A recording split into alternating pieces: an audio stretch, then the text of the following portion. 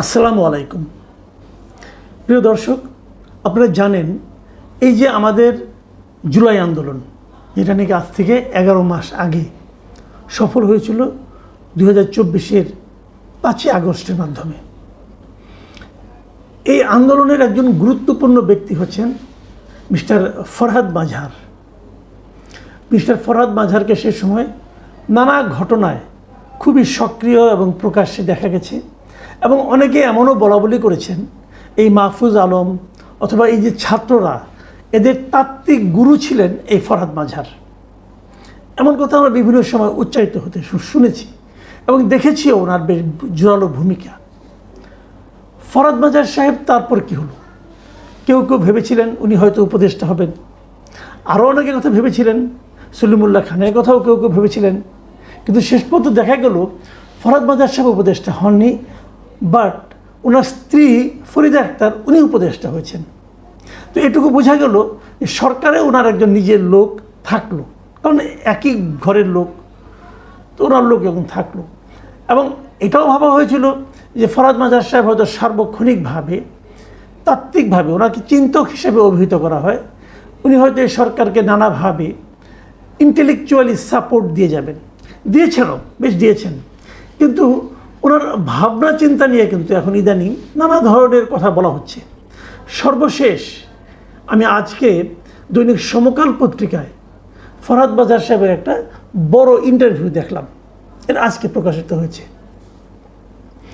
এবং সেই ইন্টারভিউয়ের শিরোনাম হলো গণ অভ্যুত্থান হয়ে গিয়েছে মার্কিন সহায়তায় রেজিম চেঞ্জ।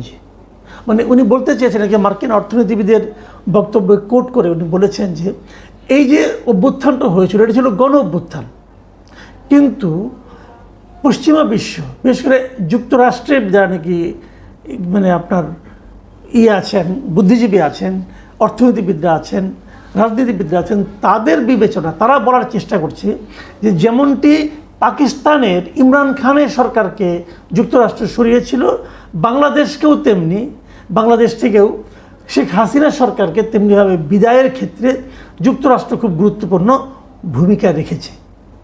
এবং এই যে বক্তব্যটা, এই বক্তব্যে ফরহাদ মাঝার সাহেব খুবই হতাশা ব্যক্ত করেছেন এবং উনি বলেছেন এটা আপাদমস্তক একটা গণ অভ্যুত্থান ছিল।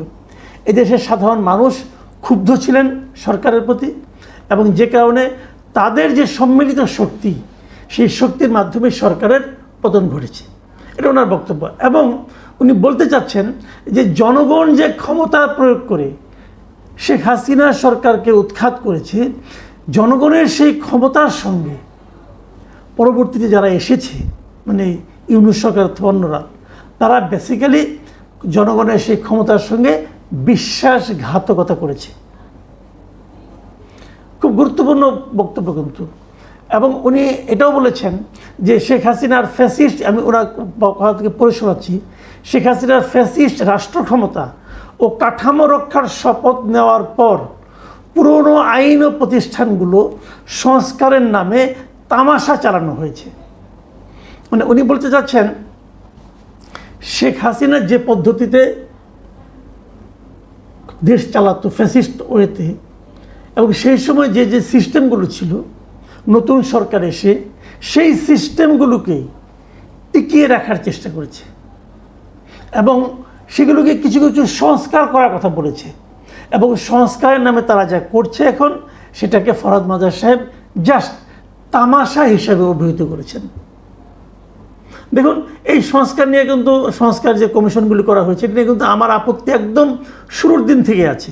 এবং আমি বারবার বলেছি যে যাদের দিয়ে সংস্কার করানো হচ্ছে, যাদের দিয়ে সংস্কার কমিশন করানো হচ্ছে, এই লোকগুলিকে আমার কাছে কখনোই একটা সংস্কারের জন্য যে মন মানসিকতা থাকা দরকার, সেই ধরনের মন মানসিকতার লোক মনে হয়নি। আমি এটা শুরুর থেকেই বলে আসছি এবং এই বলার কারণে আমি নানাভাবে সমালোচনার মুখেও পড়েছি। এখন ফরহাদ মাঝার কী বলছেন শুনুন, ফরহাদ মাঝারের কথা কোট আনকোট শুনুন। এই সংস্কার প্রক্রিয়ার জন্য দেশ বিদেশ থেকে যাদের যুক্ত করা হলো, তাদের খুব কমই গণ অভ্যুত্থানের সঙ্গে সরাসরি জড়িত ছিলেন। কেউ কেউ গণ অভ্যুত্থানের সমর্থকও ছিলেন না। গণবিচ্ছিন্ন এলিট বা অভিজাত শ্রেণীর নেতৃত্বে সংস্কার চলছে। উনি বললে গুরুত্বপূর্ণ, আমাদের মতো ছোট বড় বললে গুরুত্ব নাই, না? আমি কিন্তু বলেছি, এই কথাগুলি বলেছি আমি আমার মতো করে আরও সহজ ভাষায় বলেছি। উনি ওনার মতো করে জ্ঞানী মানুষ, একটু ঘুরিয়ে পেঁচিয়ে শব্দের মানে আপনার বড় বড় শব্দের মাধ্যমে উনি কথাগুলি বললেন। এবং উনি তারপর আবার বলেছেন, এর একটা গাল ভরার নামও আছে, ফ্যাসিস্ট হাসিনাকে বাদ দিয়ে নতুন রাজনৈতিক বন্দোবস্ত, অর্থাৎ লুটেরা ও মাফিয়া শ্রেণী সহ দেশি বিদেশি স্বার্থান্বেষী ও কর্পোরেট শক্তির মধ্যে নতুন বোঝাপড়া, পুরনো ফ্যাসিস্ট ব্যবস্থা ও অকার্যকর প্রতিষ্ঠানগুলোর গায়ে নতুন রং চং মেখে হাজির করা। মানে উনি সংস্কারটাকে কিন্তু ওনার মতো করে ব্যাখ্যা করেছেন। এবং তারপরে এই যে রাজনৈতিক বন্দোবস্ত, যা নিয়ে নাকি আমি এটা নিয়েও বলেছি, রাজনৈতিক বন্দোবস্তটা কি আমি বারবার প্রশ্ন করেছি।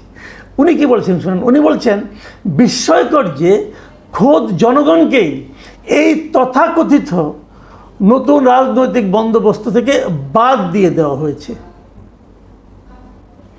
ফরহাদ মাজার কিন্তু ওনার এই কথাবার্তার মাধ্যমে যথেষ্ট হতাশা ব্যক্ত করেছেন যে এরা আসলে কিছু করতে পারছে না, এই ডক্টর ইউনূসের সরকার কিছু করতে পারছে না। এবং উনি ওনার মতো করে এগুলি বলেছেন। উনি ধর্মচর্চা নিয়েও কথা বলেছেন। আমি ওইটা নিয়ে ওটা বিতর্কিত বিষয়, ওই লাইনে আমি যাচ্ছি না, ওটা নিয়ে আলোচনা করব না। আমি আলোচনা করব যে বিষয়টা নিয়ে, সেটা হলো নির্বাচন নিয়ে। উনি নির্বাচন নিয়ে কি বলেছেন, এটাও আমি মনে করি খুবই অ্যালার্মিং কিছু কথাবার্তা উনি বলেছেন। উনি বলেছেন যে নির্বাচন যে বাংলাদেশকে একটা ভালো জায়গায় নেবে, এটা সাধারণ মানুষ তো বিশ্বাস করে না, তাহলে জবরদস্তি করে এটা চাপিয়ে দেওয়া ভুল। মানে এই যে নির্বাচনটার কথা বলা হচ্ছে এখন, উনি বলছেন যে এই নির্বাচনটার মাধ্যমে বাংলাদেশ একটা ভালো জায়গায় যাবে, এটা এই দেশের সাধারণ মানুষ মনে করে না। তাহলে সবার উপর জবরদস্তি করে একটা নির্বাচন চাপিয়ে দেওয়া ওটা ভুল হবে। আর উনি এটা বলেছেন আবার উল্টো দিকে, আবার সাধারণ মানুষ এই আস্থাও হারিয়েছে যে ডক্টর ইউনূস তাদের আকাঙ্ক্ষা পূরণ করবেন। এটা হলো রাজনৈতিক বাস্তবতা। অর্থাৎ সাধারণ মানুষ এখন ডক্টর ইউনূসের উপরও আস্থা রাখতে পারছে না। সাধারণ মানুষের যে চাহিদা, সে চাহিদা ডক্টর ইউনূস পূরণ করতে পারবেন, এই প্রত্যাশা, এই চিন্তা সাধারণ মানুষের মধ্যে নেই। আবার নির্বাচন হলে সব সমস্যার সমাধান হয়ে যাবে, এটাও সাধারণ মানুষ বিশ্বাস করে না।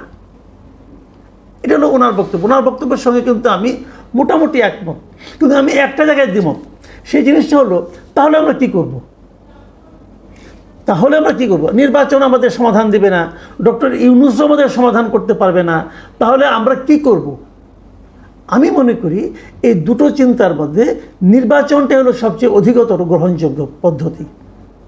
এই কারণে যে নির্বাচনে হয়তো আমাদের অনেক সমস্যার সমাধান হবে না, কিন্তু একটা কাজ তো হবে, জনগণের যে শক্তিটা, জনগণ যে তার ভোটাধিকারের মাধ্যমে ইউনূস সরকারের উপর মাজহার খেপলেন কেন? এই শক্তিটা কিন্তু গত 15 বছর ধরে আমরা একরকম ভুলতে বসেছি। সেই জায়গা থেকে আমরা বেরিয়ে আসতে পারবো। জনগণ আবার আত্মবিশ্বাসী হয়ে উঠবে। জনগণ একসময় মনে করতেছিল যে আমাদের তাহলে ভোটাধিকারের কোনো মূল্য নাই, আমার হাতে কোনো ক্ষমতা নাই। কিন্তু যদি নির্বাচনটা ঠিকঠাক মতো হয়, জনগণ এই আত্মবিশ্বাসটা আবার ফিরে পাবে। হ্যাঁ, আমিই পারি, আমি একদল লোককে ক্ষমতায় বসাতেও পারি, আবার ক্ষমতা থেকে নামাতেও পারি। জনগণ যদি নিজের ভেতর সেই শক্তিটা অনুভব করে, কেবল তাহলেই কিন্তু আমরা মুক্তির দিকে কিছুটা হলেও পথ অগ্রসর হতে পারবো। এটা আমি মনে করি, এটা আমার অপিনিয়ন। আপনারা কী ভাবেন, এটা আপনাদের চিন্তা, আপনারা এটা আলোচনা করেন। আরও একটা জায়গায় উনি বলেছেন, সেই জায়গাটা আমি ঠিক বুঝিনি, আপনারা বুঝলেন কিনা জানি না। তিনি বলেছেন যে নির্বাচন তো আপনি করবেন একটা, কিন্তু নির্বাচন করতে হলে আপনি কাকে দিয়ে নির্বাচন করবেন? যাদের দিয়ে নির্বাচন করাবেন তারা নিজেদের লোকদের নির্বাচন করিয়ে আনবে। এই নির্বাচনে জনগণ কি পাবে? ঠিক 2008 সালে বিএনপি যে ভুলটা করেছে, এটা হবে সেই ভুলেরই পুনরাবৃত্তি। এই জায়গাটা আমি বুঝতে পারছি না যে 2008-এ বিএনপি কী ভুল করেছিল এবং এবার সেই ভুলের পুনরাবৃত্তি কীভাবে হবে যদি নির্বাচনটা হয়, এটা আমার কাছে ক্লিয়ার না। ওনার অনেক কিছু আমার কাছে ক্লিয়ার না হয় স্বাভাবিক। উনি অনেক জ্ঞানী মানুষ, আমরা সাধারণ মানুষ, আমরা অনেক কিছু বুঝবো না, অনেক কিছু আমাদের মাথার উপরে দিয়ে যাবে, তাই না? তো আমি এই নির্বাচন, ওনার এই বক্তব্যগুলি ফাঁকে আমি ওনার যে অনেক কিছু বুঝি না, সেটা দু একটা ঘটনা বলি। ছোট ছোট ঘটনা, অত তাত্ত্বিক ঘটনা নয়, কিন্তু একটু শেয়ার করার লোভ সামলাতে পারছি না।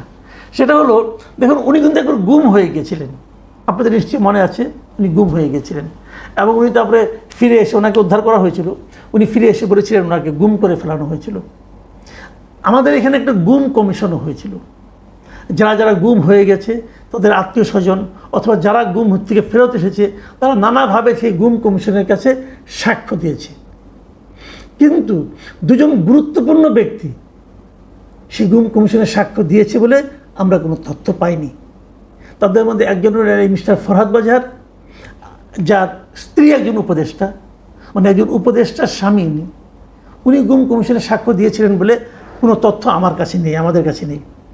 আরেকজন হচ্ছেন আরেকজন নারী উপদেষ্টার স্বামী, সৈয়দা রিজওয়ানা হাসানের হাজব্যান্ড, উনিও গুম হয়ে গিয়েছিলেন, ওনাকেও একদিন দুদিন পরে পাওয়া গিয়েছিল, উনিও সাক্ষ্য দিয়েছেন, এমন কোনো তথ্য আমাদের কাছে নেই।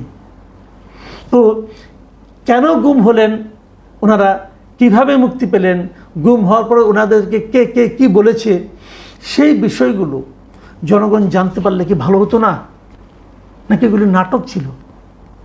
এই প্রশ্নটা কিন্তু থেকে যায়।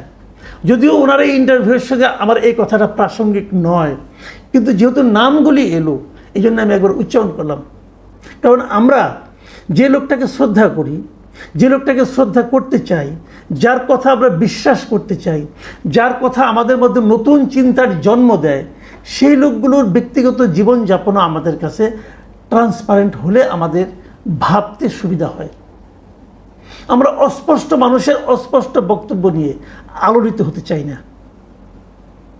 প্রিয় দর্শক, এখন এই পর্যন্তই। আল্লাহ হাফিজ।